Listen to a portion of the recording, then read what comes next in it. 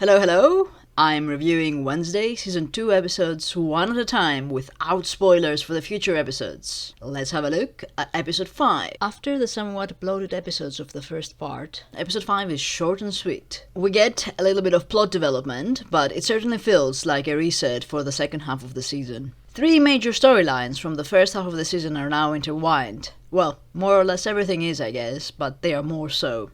In the Tyler storyline, we get a confirmation that the woman that Wednesday liberated was indeed Francoise, Tyler's Hyde mom. She knows Morticia from way back in the day and pleads with her to help her find and take care of Tyler. Meanwhile, Tyler, quietly losing his mind, has stalked and terrorized Wednesday, who after scrutinizing Marilyn Thornhill's records, concocts a serum that would help her control Tyler and become his master. She's certainly not indifferent to Tyler, as the ghost of Principal Wims suggests. With the help of the reactivated nightshades, reactivated by Enid, and with Agnes spying upon them and relaying the information to Wednesday, the kids confront Tyler, only to be intercepted by Francoise in Hyde form, and then to be saved by Morticia from Francoise at the end. What a ride. Francoise seems to have a shelter somewhere in the woods. Is that from her old days when she needed to hide out? Pun somewhat intended. Judy, the normie avian, is not giving up on Willow Hill and is still trying to control the narrative, while she has an assassin killing off the poor outcasts that she tortured in Lois. The assassin, however, is thwarted by the tag team of Tyler and the zombie. Tyler gets to vent some anger, and the zombie gets another brain. The zombie, who can now speak, bids farewell to his friend Pugsley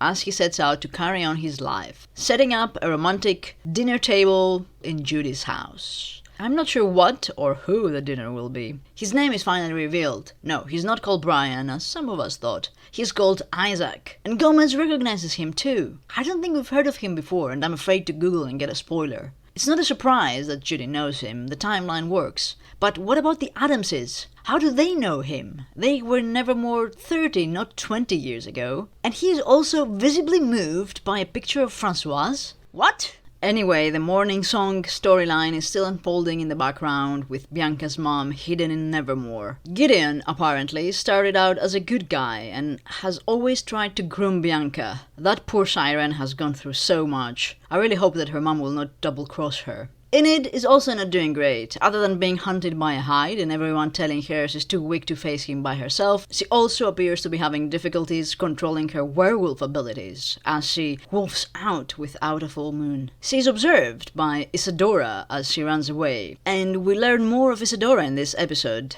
She had in the past dated a Hyde called Alfie Penn, who tried to kill her, but she was able to fight him off since it was full moon. She's also a werewolf. Can I just make 2 points here? How is it that Wednesday had such trouble finding about Hydes in Season 1, when there are literal newspaper articles written about them? And why would Isadora have a cutout of that article in a folder on her desk? Is it just terrible exposition? By the way, the name of the master of Alfie is Minerva Garrick, and she is described as a controversial art impresario. I wonder if she's really dead, or if she will come up again. Moving on to our little cadaver, as we knew from the released promo materials, she is haunted by a ghost claiming to be Principal Wims, a very distant relative of Wednesday, here to be her spirit guide. The ghost, more or less, makes good points to Wednesday, and I especially like her disdain for Dort. Even Morticia seems to sense her presence. And I love how Gwendolyn Christie towers over these tiny people. It's such a great framing.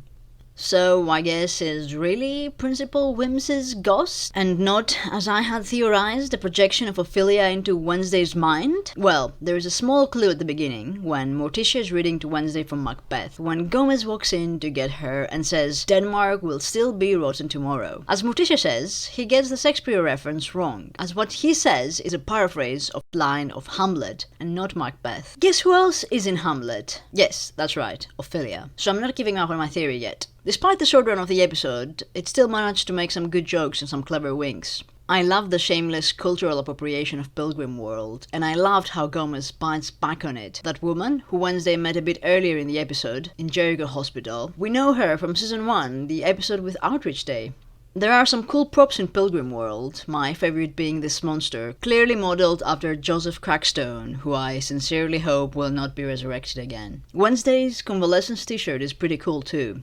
It has an excerpt from Edgar Allan Poe's The Pit and the Pendulum at the front, and The Beginning of the Wonders of the Invisible World at the back. That's a book written by Cotton Mather and published in 1693, subtitled Observations upon the Nature, the Number, and the Operations of the Devils. And it defended Mather's role in the Salem witch hunts. Sounds like a good read, am I right? Ajax is adorably perusing Beanie Bazaar on his phone when Thing drops by with Enid's Nightshade's invite. Alfie Penn, the dead Hyde lover of Isadora Capri, is surely named after Alfred Pennyworth, the famous Batman butler. The room that Bianca's mummies kept can be accessed via a painting, giving very Hogwarts Room of Requirement vibes. I like that the Hydes keep their human hair when they hide out. We should have known it was Tyler all along. The Adamses have a very lively carnivores plant, reminiscent of Little Shop of Horrors. And we get another view of the Thing playing with his ring, the one that has a knight on it. There's definitely something brewing here. Speaking of Thing, I have to bring up this promotional picture of Lady Gaga,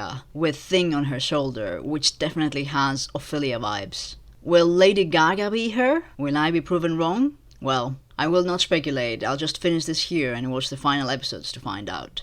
If you enjoyed this, please consider liking or subscribing. As always, thanks for watching.